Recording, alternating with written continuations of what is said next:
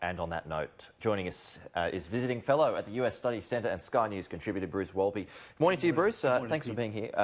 As was just reported, 30,000 people have died so far in Mexico this year alone when it comes to the drug war. Donald Trump says he wants to wage war on Mexican cartels.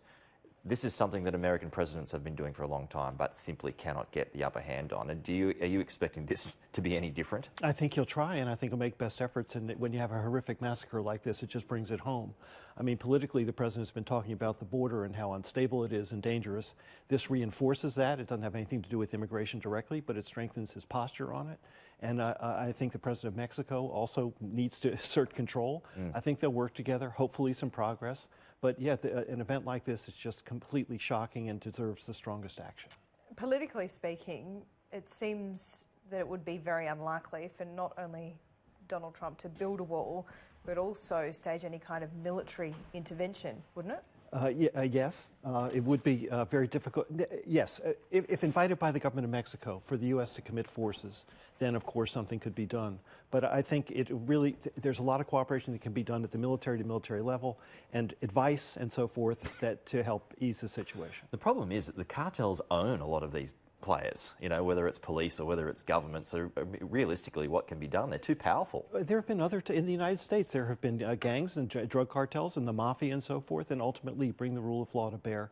If this focuses attention of something important that has to be done, it's a good thing. Our sympathies with the Mormon community are overwhelmingly sad today, and let's just hope this is addressed. Yeah, absolutely. And it's interesting to see when you look at the world's largest economies, Mexico isn't the minion that you'd expect it to be. It actually has a large GDP, and a lot of that is because of the, I guess, illegal markets in trade. So it does prop up the Mexican economy. So it's such a complex web that is weaved that could... It's the second largest trading partner with the United States. So yeah, if Mexico is in bad shape, that's bad for the U.S. economy, bad for global growth. Officially and unofficially. Officially and unofficially, yes. Bruce, let's talk about impeachment. It's about this quid pro quo that was apparently delivered. What's that about? It was quite an explosive development. As you know, the House Intelligence Committee is releasing the depositions taken behind closed doors.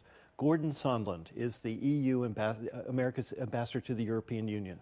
He had carriage of a lot of Ukraine policy. He revised his testimony last week, and it was just released, and he said yes. There was a demand made of the Ukraine president that he investigate the Bidens as a quid pro quo for getting U.S. aid. So in other words, the case that has concerned Democrats, in which they will bring, I believe, impeachment charges against the president, the record is there for people to look at and then judge whether this is a serious enough crime to warrant the removal of the president. So it was really quite an explosive development in Washington a few hours ago. What's going on with the Democrats at the moment? Joe Biden seems to have really sunk back in the field. He has, although there was a Washington Post poll that's out also a couple hours ago, which shows head-to-head against the president, various Democratic challengers, Biden is still the most potent, which is why the Ukraine issue is significant. Trump wanted to put pressure to take down his most potent opponent. So Biden is still there nationally, but he's not getting traction in the early primary states, and you have to win those states to get delegates to win the nomination. So there is this contradiction between his national standing and how he's doing on the ground. I might need your help here, Laura, because we were talking to Cam Stewart yesterday.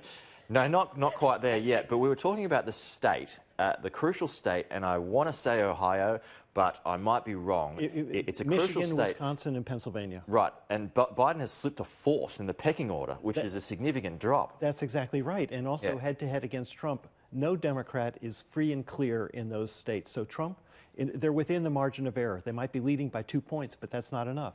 So Trump, what he wants to do is absolutely replicate what he did in 2016. Win the white working class vote, have them turn out in those states, and thereby win the Electoral College. He'll probably lose the popular vote by 5, 6, 7 million votes. Well, he lost it last time, though, and he lost it last time. But he could still win the election, and I think he's at least 50-50 to win re-election right now. Are you surprised at where Ohio's at? No, because Ohio is aging, still is holding on to its industrial culture.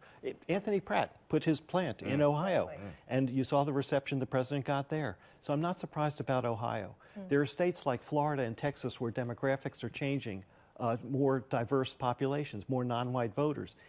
They should start flipping demographically in the years to come, but Trump hopes that day is not next year. Right. Perhaps the trade war is one thing that is certainly playing into it with China, really hurting farmers in those regions. But there was some good news on the trade war. The president has said that he may lift tariffs against China as part of phase 1 of the trade deal.